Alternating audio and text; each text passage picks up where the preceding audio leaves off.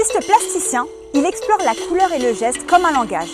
Ses œuvres parlent de lumière, d'émotion et de mémoire, avec force et fragilité.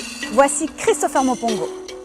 Je vis à Vitry-sur-Seine, j'ai 35 ans et je suis artiste plasticien. J'essaie de malaxer la matière pour mieux en desservir un message personnel.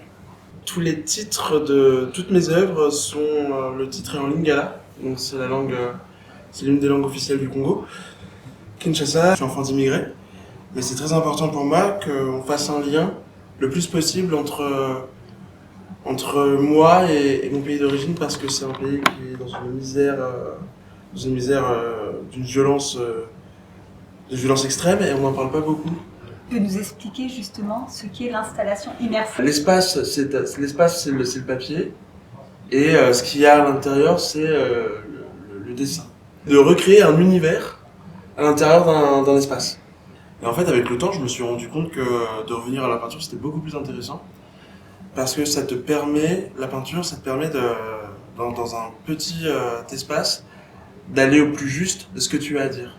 Il y a une phrase d'Einstein que j'aime bien, c'est « Si tu n'arrives pas à faire comprendre un concept à un enfant de 6 ans, c'est que tu l'as mal compris ». Et en peinture, ça canalise un peu plus les idées, chaque touche, chaque élément a du sens par rapport à l'ensemble. Donc du coup, c'est pour ça que je me suis mis à la peinture, et ça se vend mieux que les installations. Il y a un côté business aussi. Tu fais autre chose? Ouais, je fais de la scénographie pour les scènes techno. Je suis un fêtard, donc... C'est-à-dire? Ah bah je suis un gros fêtard, j'adore la fête. Je trouve que c'est un endroit où... Mais la scénographie? La scénographie, j'invente un décor pour que les artistes puissent jouer et faire transcender leur musique. Tu as créé un collectif, Oui. le Hazard Cosé Pella. Hazard Cosé Pella, ouais. Si je prononce bien. C'est quoi votre délire? Alors le délire, c'est simple. C'est d'essayer dans un endroit sécurisé et une safe place, de retrouver cet esprit de la cour de récréation. Et hasard, c'est écrit en vieux bourguignon, parce que Camille... A-Z-A-R. Ouais, c'est en vieux bourguignon, ça veut dire hasard.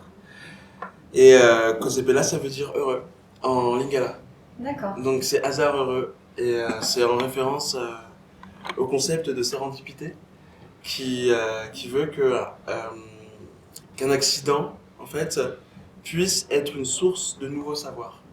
Vous avez créé l'événement l'INISA. L'INISA, ouais, qui veut dire fenêtre en lingala. Et l'INISA, en fait, c'est des tableaux sur du velours noir qui essayent de reprendre des codes classiques de la peinture pour remettre des hommes noirs ou des femmes noires dans une posture d'élégance. Et tes peintures, elles sont assez originales, queer même. Ah, un petit peu, ouais, un petit côté queer. Ouais. Quel message tu veux faire passer à travers ces peintures? Bah, que c'est regardable. Parce que... Est-ce qu'il n'y aurait pas un côté politique? Clairement. C'est clairement politique, mais en même temps, j'utilise des éléments qui sont assez comestibles pour pas effrayer les personnes que j'aimerais atteindre.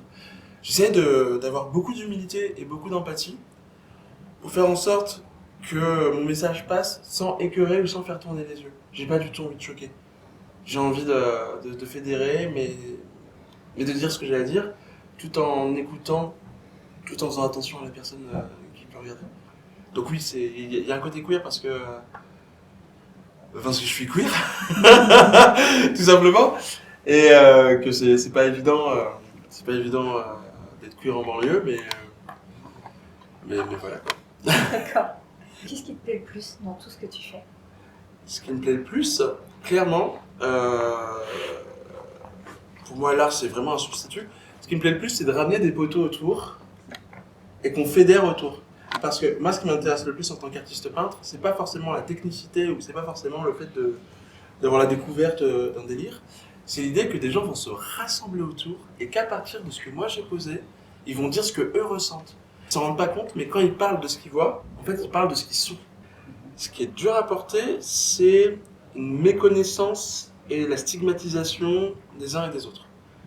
Étant donné que je suis noir, immigré et queer, toute ma vie, de base, certaines personnes m'ont fait sentir que j'étais pas désiré, Alors que je désire être désiré et en plus je suis sympa de ouf, tu vois.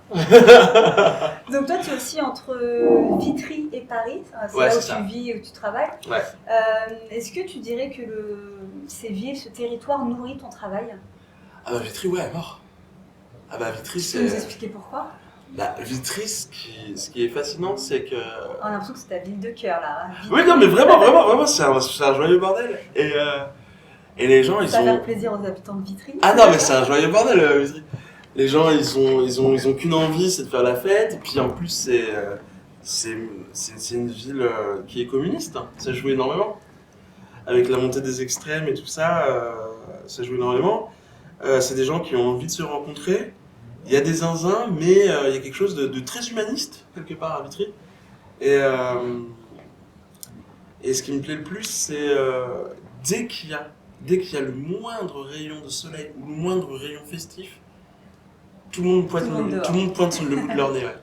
Les gens, ils sont avides de moments, de groupes, c'est chouette. Et quoi. ça t'inspire. Ça t'inspire pour ton art. Bah oui, ça m'inspire parce que je suis dans un village et je revois les gens, on construit ensemble. Ça fait des années que je vois les mêmes personnes avec qui on se partage ce qu'on a compris sur le monde et tout ça. Et c'est une force de fou, puisque actuellement, comme je le disais, les gens se renferment les uns sur les autres. Et quand je vais à Paris, quand je vois mes potes, ils connaissent pas leurs voisins. Quoi. Ils les connaissent pas. Alors qu'à Vitry, moi des fois je sors juste de chez moi, je préviens personne, je vais à la place du village et il y a tout le monde qui est là, ou il y a ce qu'il faut pour que je me sente pas seul. Et je pense que la solitude c'est l'enfer. Montrer le toi d'avant tout ça, le Chris d'avant, qu'est-ce que tu auras envie de lui dire? Je dirais au Chris de vivre, que c'est pas grave d'être déçu et c'est pas grave de tenter d'aimer. Et voilà. On a montré quelques-unes de tes œuvres à des passants dans la rue. C'est bien, putain, bravo. Ah, en plus, elle inspire. Ah ouais, j'aime bien, moi. J'aime bien le concept. Ouais. Il y a de l'amour. Ah, il y a beaucoup d'amour. Un large éventail.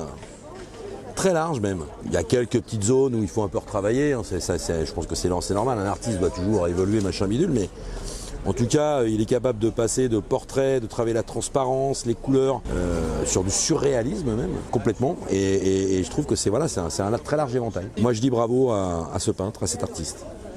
Alors, comment tu prends cette critique, Chris? Je la trouve très constructive et très objective. Ça me fait plaisir. Tout simplement qu'il ait compris que